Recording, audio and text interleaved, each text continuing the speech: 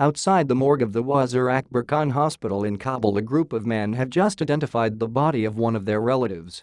He had been working as a security guard for the German embassy and was killed in the explosion that struck Kabul on Wednesday. His brother shows me his remains, offering me a scarf for the smell.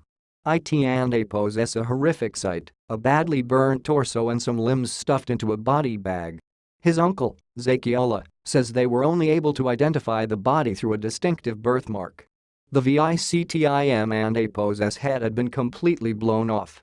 There were dozens of bodies in the morgue and pose all burnt beyond recognition. We only just found him after 2 days of searching for him. Attacks are common in Kabul. There have been half a dozen major ones in the city already this year, carried out by the Taliban and the so-called Islamic State.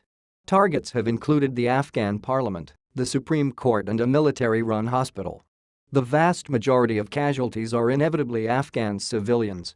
The attack on 31 May, however, was one of the largest in Afghanistan since the Taliban were overthrown in 2001. Windows of buildings across the city shattered due to the bomb and poses power. It is thought that the attacker wanted to gain access to the city and poses green zone, the heavily fortified area where most foreign embassies are located. However, the tanker filled with explosives was stopped by security guards just outside the large blast walls of the green zone, so he detonated his explosives where he was. The offices of FGHA and ISTA and poses largest mobile phone company, Russian, were almost directly opposite the site of the explosion. The 3-story building collapsed. Now being treated in hospital for wounds to his stomach, Abdul Rashid was one of the luckier employees and all the people were trapped under the rubble. Everyone was injured. I would say 80 or 90% of my colleagues were hurt. No militant group has yet claimed the attack, perhaps because of the high civilian death toll. But Afghan authorities have accused the Taliban-linked Haqqani network and Pakistan and poses intelligence service, the IC, of being behind the attack. Pakistan vigorously denies the claim, but many Afghans rightly or wrongly believe Pakistan is responsible for the Taliban and their violence. Outside a hospital run by an Italian NGO, Afghans waiting to see their injured relatives did blame Pakistan. One said, the IC are sending suicide attackers here. Pakistan has looted our country for years. But their strongest criticism was for their own government. Whoever is responsible for the attacks, it poses the job of our government to stop them. One person said. English teacher Nawaz Hafizi ran for 40 minutes through Kabul to visit his brother in hospital on the day of the attack, thinking he was about to die. His brother now seems to be recovering, but Mr. Hafizi is scathing about the Afghan government and the government is sleeping. All their families are living abroad, relaxing.